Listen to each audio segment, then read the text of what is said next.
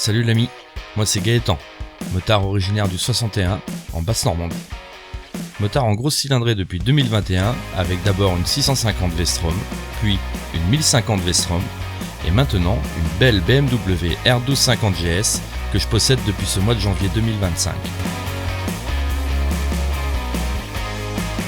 Et j'ai décidé de te partager mes expériences et aventures sur mes réseaux, d'abord au travers de ma Normandie natale, mais aussi lors de mes périples en France comme l'année dernière. Et cette année, on remet ça avec notre road trip 2025 de quasi 4000 km à travers les plus beaux paysages de notre beau pays, la France. Bon visionnage, et surtout pense à t'abonner à nos réseaux YouTube, Facebook et TikTok, ça nous rend vraiment un fier service. Allez, je te laisse avec l'épisode du jour.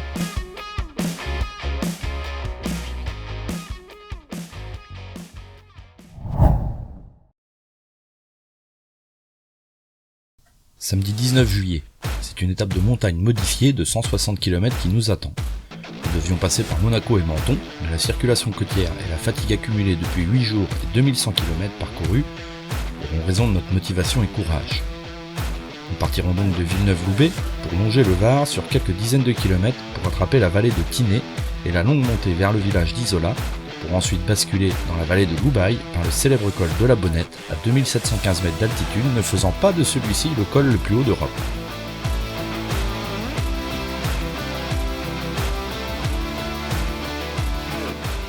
Le départ se fera par Nice le long des plages de Galets, puis le stade de foot et enfin Carros sur une route plutôt roulante qui nous engouffrera petit à petit dans ce qui ressemble à des gorges par endroits, mais toujours sur une route assez large en direction du nord en plein cœur du parc régional du Mercantour.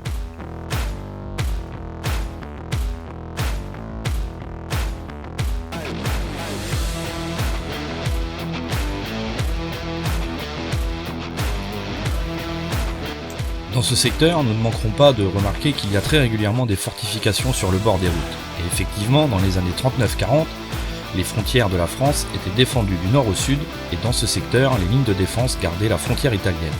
Paraît-il ici que les montagnes sont un vrai gruyère de galeries souterraines.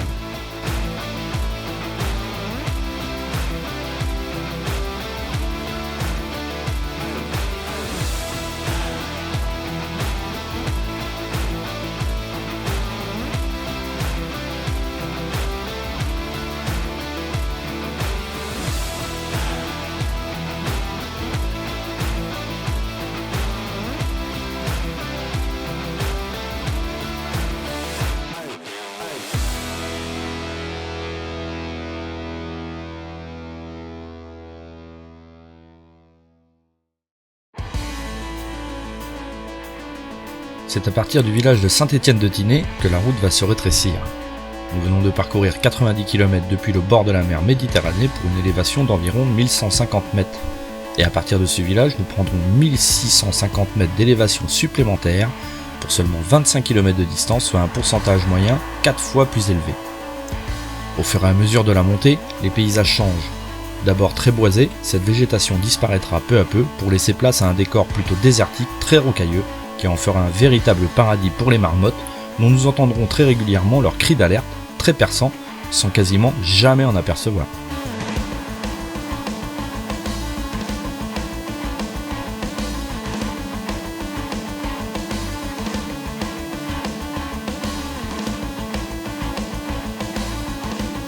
La végétation disparaîtra totalement à partir du village du Prat, et nous aurons l'impression d'arriver vraiment sur une autre planète. Aujourd'hui, un léger voile brumeux donne aux montagnes des couleurs pastel, et nous comprendrons donc pourquoi ces lieux sont renommés très souvent la vallée des merveilles. Comparé aux journées précédentes, nous supportons plutôt bien les vestes aujourd'hui. 20 degrés au petit matin à la sortie de Nice, puis 30 au courant de la matinée, les températures descendront à 11 degrés au sommet de la route de la Bonnette vers 13h. Nous traverserons le camp des Fourches, ancien village militaire constitué de 26 baraquements quasi identiques, accueillant des chasseurs alpins jusqu'à la fin de la Seconde Guerre mondiale.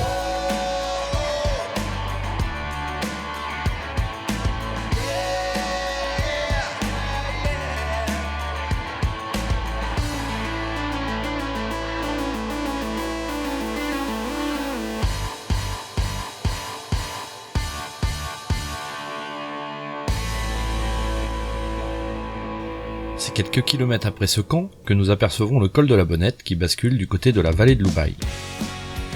Et c'est depuis le col que nous emprunterons la route de la cime de la Bonnette qui fait le tour de celle-ci où nous marquerons un arrêt à 2802 mètres d'altitude, point routier cette fois-ci, le plus haut d'Europe avec une vue vers le sud tout simplement grandiose.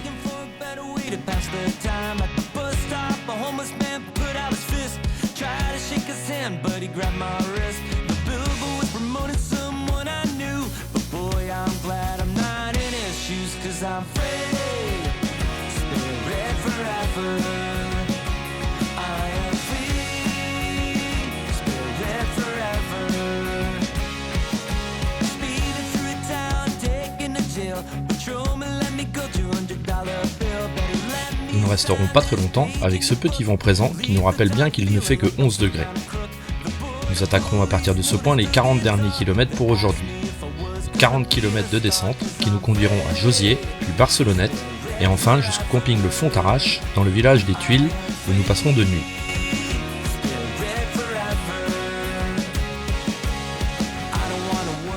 A l'inverse de la montée, les paysages redeviendront boisés au fur et à mesure de la descente, toujours au travers des sifflements des marmottes que même l'œil de Madame GB Moto aura du mal à apercevoir tout au long de la descente.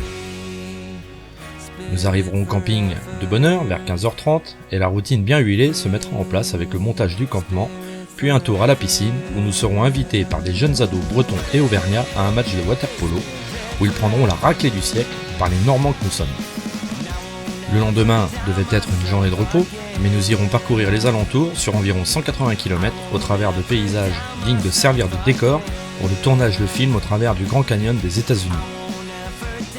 Alors, n'oublie pas de t'abonner à nos réseaux pour suivre la suite de notre aventure. Salut!